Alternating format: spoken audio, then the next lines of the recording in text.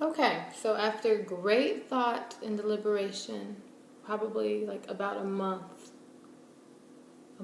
worth, I decided I want to make a video about the NClex.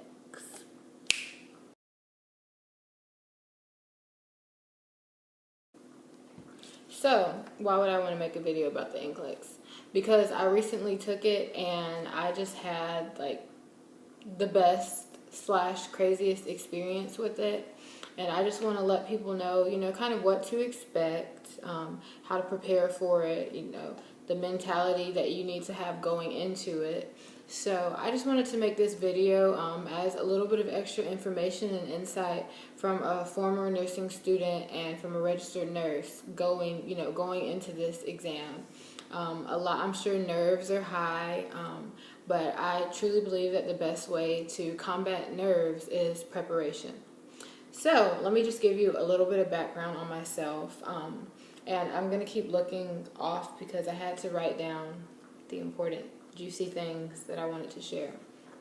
So a little background on myself. I started nursing school January 2017 and I finished August 2018. Now that doesn't sound very long, but it was. And I went to a technical college in Georgia, so I got my associate's degree. I had a previous associate's degree from another college. So going into nursing school, basically I only took nursing courses. So some of my other classmates had to take the last of their core classes in addition to nursing classes. Luckily, I didn't have to do that because I had already got all my core out of the way. So I just solely took nursing classes, which helped a lot. My NCLEX test date was August 29th, so I want to say it was like maybe 3 weeks after I graduated or after I was pinned. And just this is my first tip. I would say start the registration. Let me try that again. The registration process as soon as you can. We started our process at the beginning of our last semester of school because you don't want anything standing in your way of taking this NCLEX ASAP. So I know you have to do fingerprints. They're going to do a background check on you. So I would say start as soon as possible. Reach out to your director or whoever to get kind of like some background on what you'll need. I know I got married in the middle of nursing school, so I had to make sure my name was the same on all of my documents, which was a little difficult because I had changed my name. So I had to get new license. I had to change my name with the college. It was a mess. So I'm glad that I started early because upon being pinned, I didn't have any delays with the NCLEX. So there was a testing center that was only like 2 miles away from me, but they did not have the date that I wanted. So sometimes you're going to have to travel to get the date that you want. I did not want to wait till September to take the NCLEX. So I traveled to Atlanta, which is probably like 25 plus miles. It wasn't bad. I traveled to Atlanta in order to get the August test date that I wanted. And I guess you do what you have to do. I think that every day, just a little bit maybe oozing out. So I would say take the NCLEX ASAP because you want to retain all that knowledge.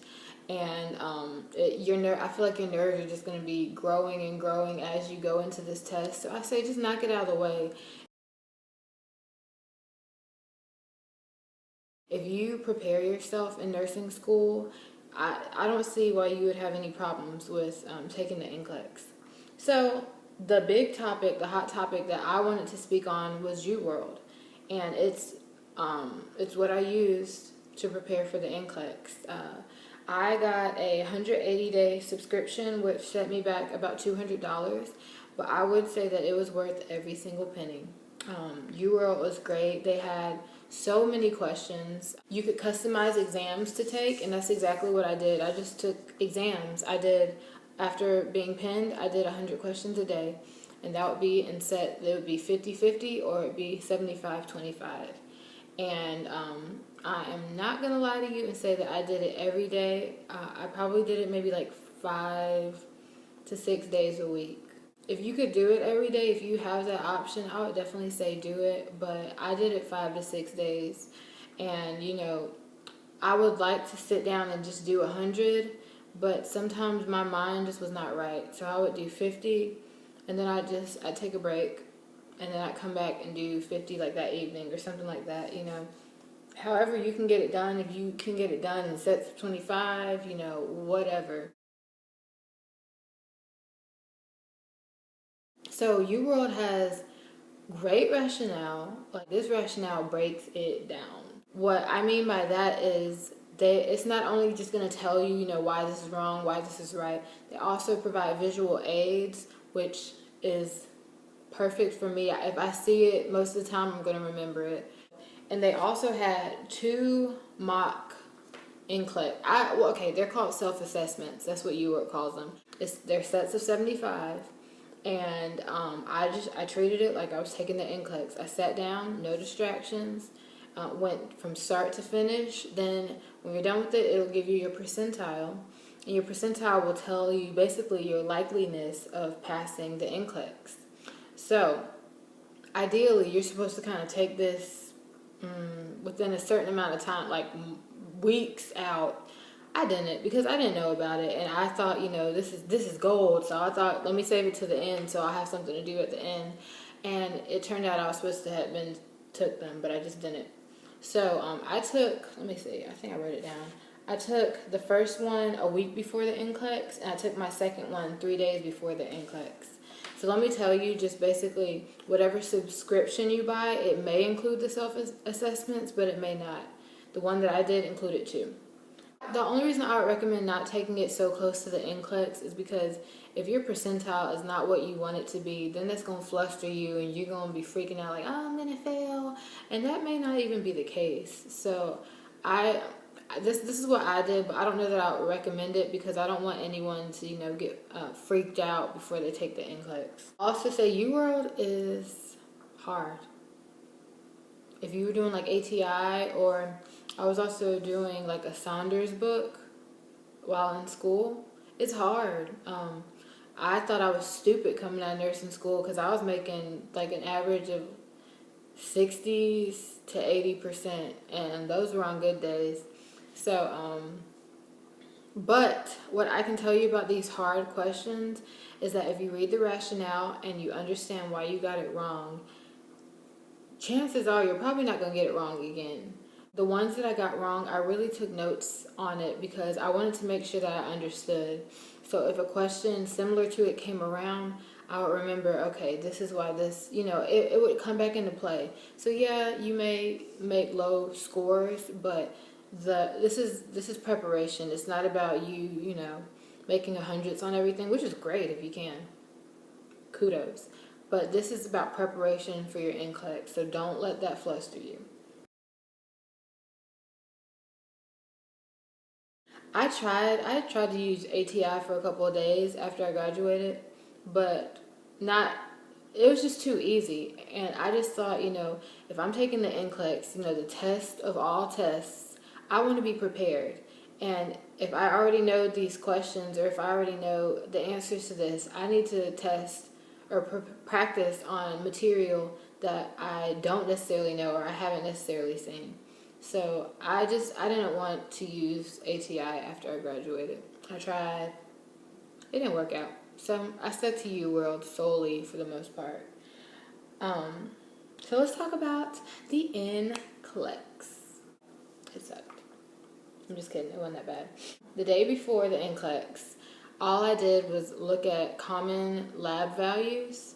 I looked at, I actually, in going through UWorld, I had one piece of paper that was specifically for labs that I got wrong, labs that I was weak in. You want to know your CBCs and things like that. You want to know that.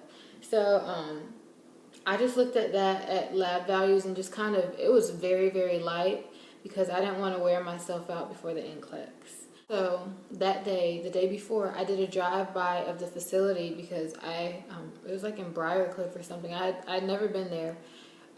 So I just wanted to know where it was. I parked, I walked in, not into the center, but I walked into the building, and I saw the door that I would have to walk in to go take my test because I wanted to know exactly what I'm going to be doing the next day.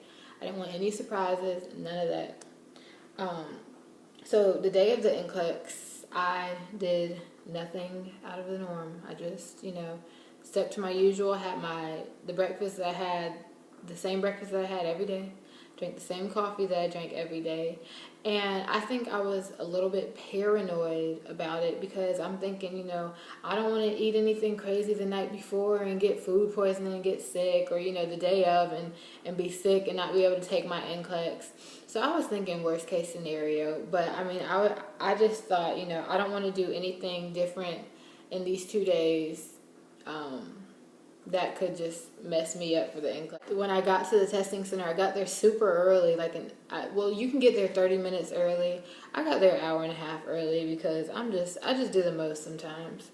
So I got there early and I was sitting in the parking lot just like on Pinterest, just relaxing because I didn't want to use my brain. I just wanted to relax and just be calm before I took this exam.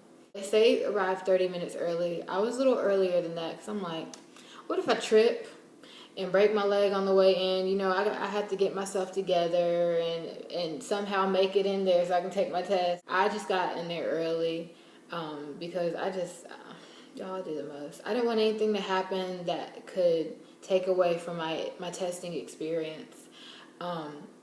So that's what I did. It was super official. They scan your hands. I had like a little regular watch on. I left my phone in the car. They will tell you to do that.